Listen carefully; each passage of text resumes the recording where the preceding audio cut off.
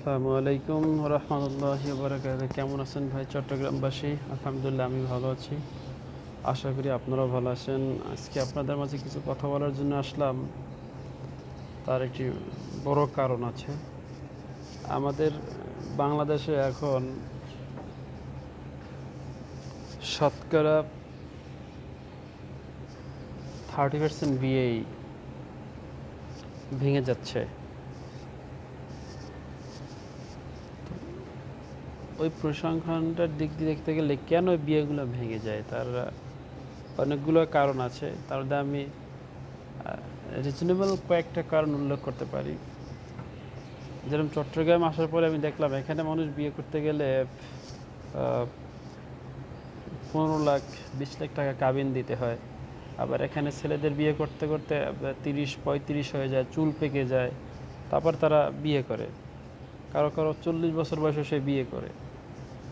তো এখন 40 বছর বয়সে একটা ছেলে বিয়ে করে, একটা 15 বছর 20 বছর বয়সের মেয়েকে যদি 40 বছর ছেলে বিয়ে করে, তাহলে দেখা গেছে ওই ছেলের বয়সের সাথে আর এই মেয়ের বয়সের সাথে অনেক ডিফারেন্স দেখা যায়। আর এখন বর্তমান যুগে যে খাদ্যের যে সমস্যা, খাদ্যের যে ভেজাল, এর কারণে ছেলে মেয়ের ভিতর যে একটি চাহিদা, এটা অপূর্ণতা থেকেই যায়। এ এইখান থেকে অনেকে বা অনৈতিক সম্পর্কে জড়িয়ে পড়ে, যার কারণে অনেক সম্পর্ক এখানে ভেঙে যায়। আর অন্য একটা সাইড হলো বয়সের তো একটা তারতম্য থাকে। যদি তার সেখানে মেয়ে যদি অল্প বয়সী হয়, তার যদি কোনো বয়ফ্রেন্ড থাকে বা কোনো বন্ধুবান্ধব থাকে, তাহলে সেখান থেকেও সম্পর্কগুলো ভেঙে যায়। আরেকটা রিজনেবল কারণ যেটার জন্য ভেঙে যায় সে হলো কাবিনের টাকা। এখানে অনেক মেয়েদের উদ্দেশ্য হচ্ছে বিয়ে হয়েছে, অনেক ভালো লাগতেছে না, আমি যার সাথে 20 লাখ টাকা কাবিন পাবো, এই যে কাবিন 20 লাখ টাকা দিয়ে অন্য আরেকখানে বিয়ে পাবো, এই চিন্তারা এদের মাথায় থাকে। এই জন্য চট্টগ্রাম বিয়ে করতে হলেই 15 লাখ টাকা কাবিন দিতে হবে, 10 ভরি স্বর্ণ দিতে হবে। একটা ছেলে যার সরকারি চাকরি নাই, সরকারি চাকরি হয় না, মধ্যবিত্ত ঘরে ভালো পড়াশোনা করেছে মোটামুটি, এই ছেলের সরকারি চাকরি হয় না, কেন ওই ছেলে বিয়ে করবে কিভাবে? আমি এটা এটা চট্টগ্রামে প্রচুর, এটার প্রচলন চট্টগ্রামে এত পরিমাণে বেশি যে বিয়ে মানি 10 লাখ টাকা কাবিন, 500 পরীক্ষা হতে হবে, 400 পরীক্ষা হতে হবে। এখন এখানে বুরিক শব্দটা অনেকে আবার বুঝবেন না, এটা চট্টগ্রামে এটা বুরিক বলে এই জন্য যে ছেলের পক্ষ থেকে 400 লোক আসবে, এটা খাওয়াতে হবে, এটাকে তারা বুরিক বলে। তো যাই, এটা এক এক দৃষ্টিকে এক এক রকম কথা বলে। আমি এই কথাগুলো বললাম কারণ আমার পরিচিত একটা লোক আছে যে আমার সাথে থাকে, তার বয়স প্রায় 35-36-এর টপ হয়ে গেছে। এখন সে বিয়ে করবে, কিন্তু বিয়ে করার জন্য সে পাত্রী পাচ্ছে না। কেন পাত্রী পাচ্ছে না? যে পাত্রীদের যে চাহিদা, যে ডিমান্ড, সেই ডিমান্ডটা তার পক্ষে পূরণ করা সে কখনোই সম্ভব না, এবং সে যার বিনিময়ে সে পরকীয়া করতেছে। এখন আমার কথা হলো এটা, যে চট্টগ্রামে মানুষ বিয়ে করলে এই প্রথাটা বাংলাদেশে সবচাইতে বেশি চট্টগ্রামে, যে এখানে বিয়ে করলেই 10 লাখ, 12 লাখ, 14 লাখ, 20 লাখ, 25 লাখ পর্যন্ত কাবিন আছে এখানে। হ্যাঁ, মানে সেটা যত গরিব, মানে একটা গরিব ঘরে হলে হয়েছে, দেখা যাচ্ছে বড়লোক, একজন বড়লোক বিয়ে করছে, সে 25 লাখ টাকা কাবিন দিতে, দ্যাটস ইট, সে দিতে পারে, তার টাকা আছে।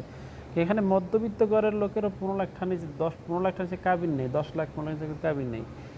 আর যদি আপনারা কোরআন হাদিসের দৃষ্টিকোণ থেকে দেখেন, তাহলে আমি বলবো একটা মেয়ের যখন বিয়ে হয়, তারা বলে কি কাবিনটা একটা সংখ্যা মাত্র। তো কাবিনটা একটা সংখ্যা মাত্র হয়। বিয়ে করার পরে দেখা যাচ্ছে একটা বাচ্চা কাচ্চা হয়েছে, বাচ্চা হওয়ার পরে 6 মাস পরে দেখা গেছে কি যে সেই বাচ্চা হওয়ার 6 মাস, 1 বছর পর বা 2 বছর পর দেখা গেছে মেয়ের চাচা ছেলের সাথে সংসার করবে না। এখন সংসার করবে না, যে কোনো কারণ না করার কারণ সে থানায় মামলা দিয়েছে যে আমি আমার কাবিনের টাকা বুঝে পেতে চাই। তো আর যখন আপনারা বলেন কাবিনী টাকার সংখ্যা মাত্র, মেয়ে কাবিনের দাবি রাখবে না, এরকম কথাও মেয়েরা বলে, যে বাসর করে মেয়ের কাছ থেকে ছেলে দাবি ছাড়াই এনেছে। তাহলে ইসলাম তো এটা কখনোই সমর্থন করে না। আর যদি মেয়ে নিতান্ত একান্ত দাবি ছেড়ে দেয়, ঠিক আছে, সেটা মেয়ের নিজস্ব একান্ত ব্যক্তিগত ব্যাপার। এখন আপনারা বলেন যে মেয়ে দাবি ছেড়ে দিয়েছে, তারপর ছেলের সাথে মেয়ে থাকতেছে, সেটা সে তার বৈধতার মধ্যে দিয়ে থাকতেছে। বিয়ে করলেই যে আপনার বউ আপনার কাছে বৈধতা হয়ে যাবে এটা এমন কোনো গ্যারান্টি নেই, যতক্ষণ পর্যন্ত আপনি কাবিনের টাকা দাবি ছাড়াতে না পারবেন। তো সেই জন্য মেয়েদের কাছ থেকে ছেলেরা অনেক ছলে কলে কৌশলে দাবি দ্বারা টাকা দাবি ছাড়ায় নেন। আসলে আপনি ছলে করে যদি দাবি ছাড়ায় নেন সেটা কখনোই দাবি ছাড়ানো হবে না যদি মেয়ে নিজের থেকে দাবি না ছাড়ে।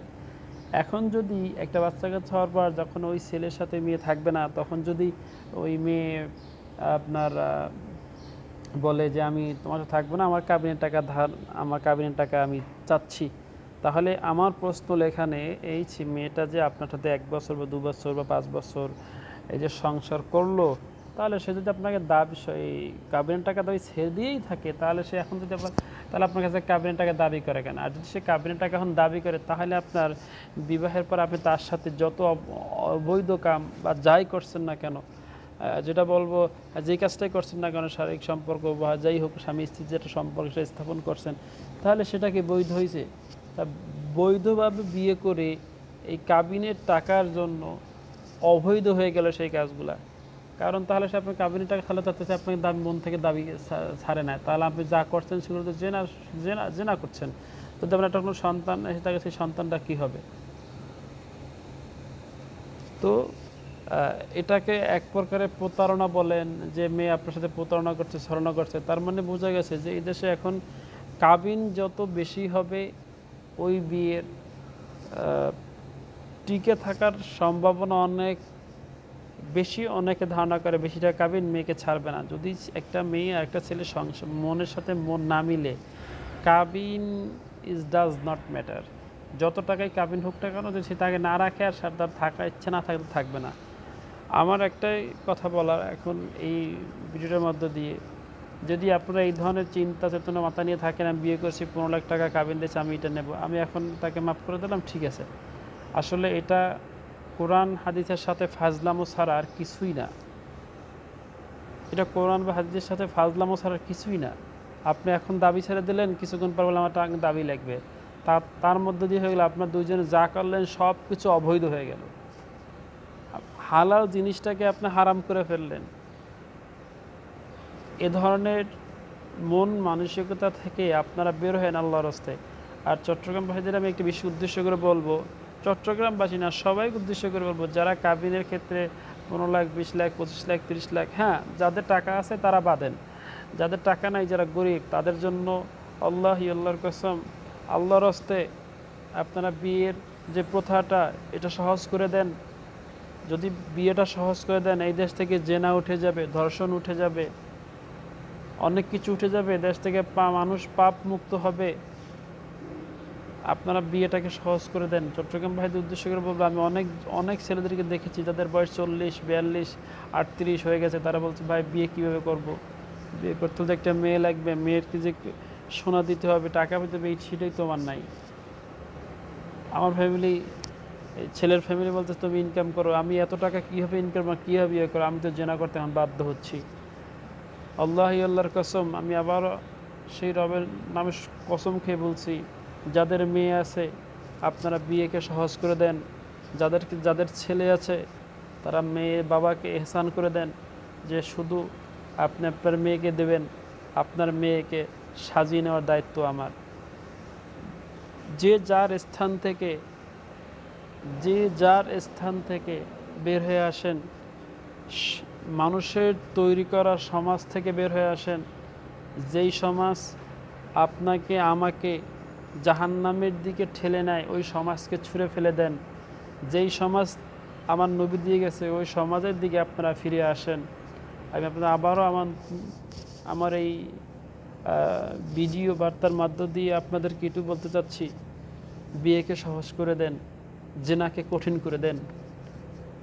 আল্লাহ চায় তো আপনাদের ইরুশিলে আপনার তামাম জীবনে গুনাহগুলো ক্ষমা করে দিতে পারে। আমি আবার বলছি, আপনারা বিয়েকে সহজ করে দেন, জেনাকে কঠিন করে দেন। যখন বিয়ে সহজ হয়ে যাবে, কেউ জেনা করবে না। জেনা যেন মানুষ না করতে পারে, আপনারা সেই ধরনের উদ্যোগ নেন। বাবা মা আপনারা যারা আছেন, বোঝেন আপনার মেয়েকে বিয়ে দেবো, ভালো পাত্র পাচ্ছি না, দেখেন আপনার মেয়ে হয়তো জেনা, ঘরে বসে সে জেনা করতেছে, আপনি তার জন্য ভালো পাত্র খুঁজতেছেন, তার শারীরিক চাহিদা মেটানোর জন্য সে কারোর সাথে অবৈধ সম্পর্ক লিপ্ত হচ্ছে, আপনি কি করছেন হয়তো আপনি দেখতেছেন না, কিন্তু আল্লাহ কিন্তু সবই দেখেন। হাসরের ময়দানে যদি আল্লাহ ধরে, তখন যদি সেই সন্তান জবাব দেবে, আল্লাহ আমার যখন যৌবনের চাহিদা এসেছিলো, আমার যখন যৌবন আসছে, আমার বিবাহের বয়স এসেছে, আমার বিবাহের বয়স হয়েছিল, আমার বাবা মাকে বিয়ে দেয় নাই, আর বিয়ে না দেওয়ার জন্য আমি এই কাজটা করেছি, আমি যদি দায়ী হই, তাহলে আমার বাবা মাও সম্পূর্ণ দায়ী। তখন আপনারা কই যাবেন? যাওয়ার কোনো রাস্তা পাবেন না, আপনারা সবাই ধরা খেয়ে যাবেন। তাই আমি আবারও একটি কথার মধ্য দিয়ে বলে আমি আমার আজকের এই বক্তব্য শেষ করছি। আপনারা সবাই বিয়েকে সহজ করে দেন, যৌতুক প্রথাকে না বলুন, যৌতুককে উঠিয়ে দিন। ছেলের পক্ষ থেকে, মেয়ের পক্ষ থেকে, মেয়ের পক্ষ থেকে শুধু মেয়ে আনবেন, ছেলের পক্ষ থেকে যদি পারেন মেয়ে কিছু দান করবেন এবং সাজিয়ে নিয়ে আসবেন, অন্যথায় আর কিছুই না। আসসালামু আলাইকুম রহমতুল্লাহি ওয়া বারাকাতুহু।